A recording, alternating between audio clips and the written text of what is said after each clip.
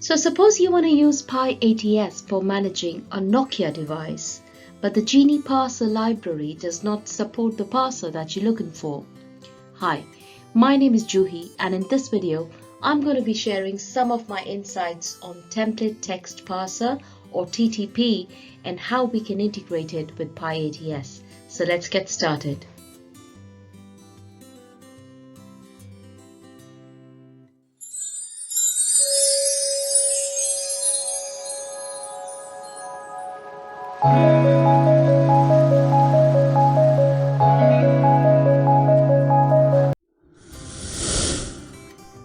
TTP uses templates to collect, parse, format, and save data.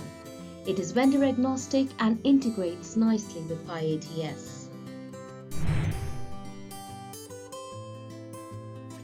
Here's the output for show port detail command from a Nokia router, and we've saved this output in a file called test2.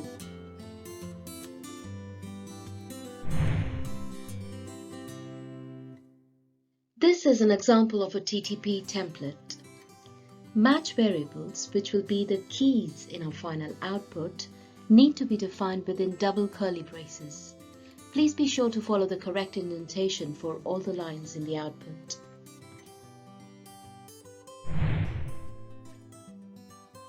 TTP uses regular expressions in the background based on the logic defined in the templates.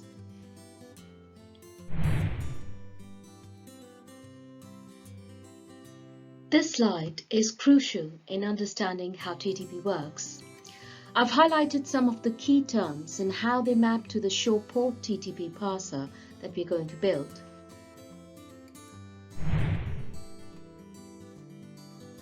So let's start with TTP's match variables. Match variables are the data that we want to parse from the output. They are defined within double curly braces. In this example, port is one of the match variables in our TTP template.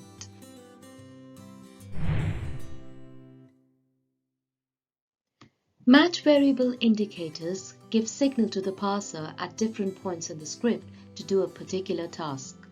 In this example, by using the start directive against description key, we are instructing the parser to start parsing from this line in the output.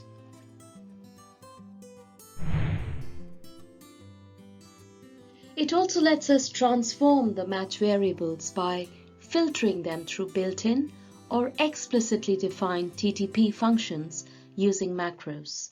In this example, TTP will convert the value of rx_power match variable to float.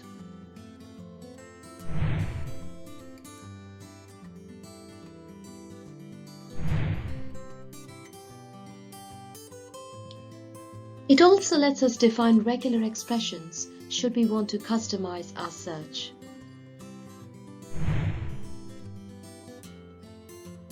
So in the previous slides, we saw how match variable indicators and functions allow us to parse and manipulate the individual fields in the output.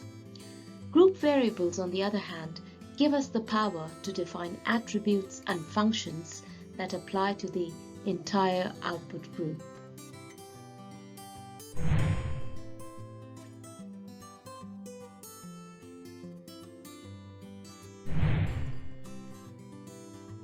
Similar to the match variable functions, group functions allow us to perform a certain task at a group level. In this example, by virtue of the equal group function, there will be a match on the description key if the port_DESC in the output is equal to site 1.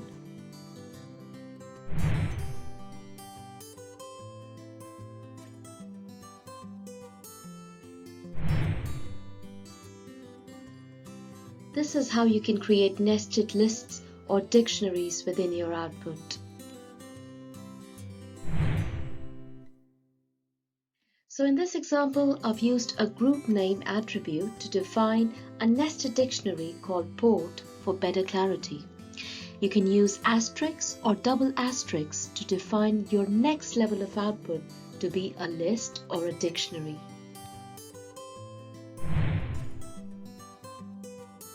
Port will appear as a nested dictionary within the interface's dictionary.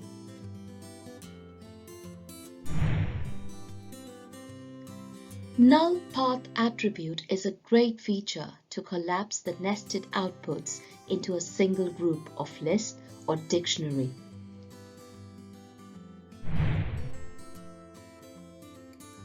So suppose we want to consolidate the value of Rx_power with the rest of the output to further process the result as a single dictionary.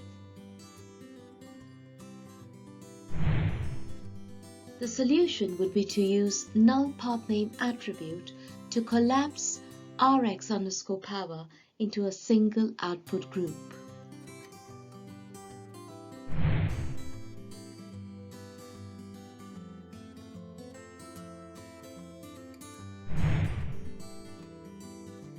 In this example, we are loading the input data from a text file called test2, which is stored in the same directory.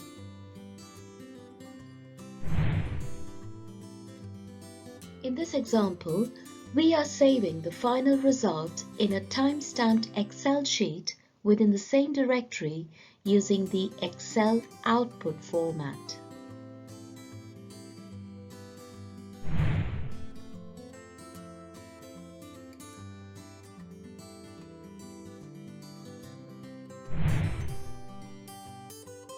Template tags allow us to define multiple templates to accommodate any variations in the output. For example, in our case, show port output for a 1 gig port is different to that of a 10 gig port.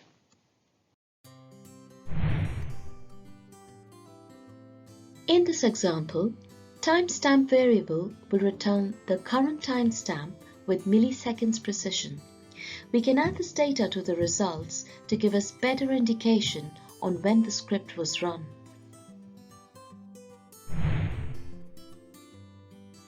We can use macro tags to define custom functions within our TTP templates. Here's an example on how to check the light levels for an interface using TTP's built-in macro function.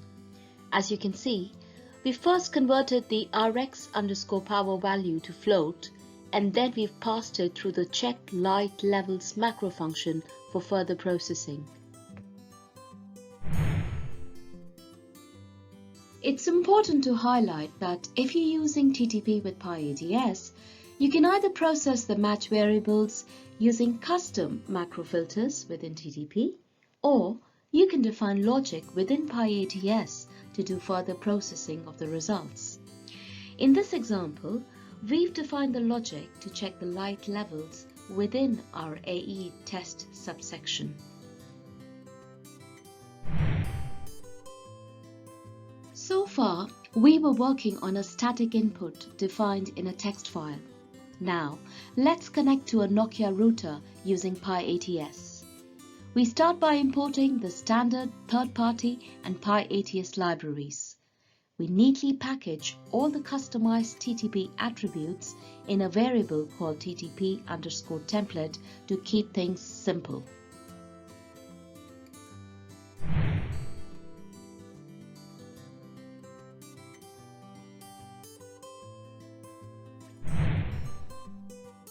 This section is a boilerplate AE test configuration called Common Setup. As the name suggests, its job is to ensure prerequisites around device connectivity and test scripts before we proceed to the next section.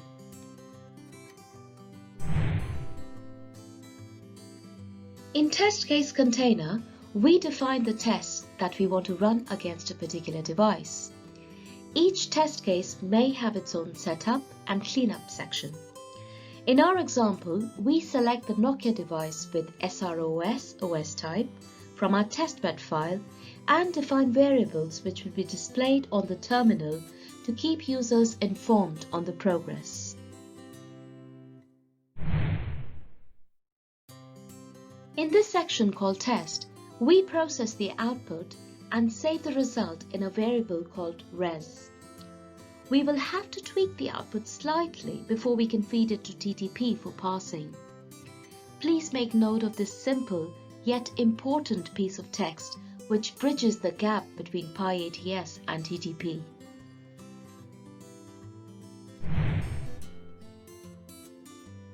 Common cleanup, as you might have already guessed, will reinstate the testbed environment to its original state. And this final section allows independent execution of the test scripts. Before I sign out, I'd just like to say that once we've understood the basic principles around TTP and pyATS, we should be able to extend the logic to connect to other devices as well. I hope you found this video useful. Thank you for watching.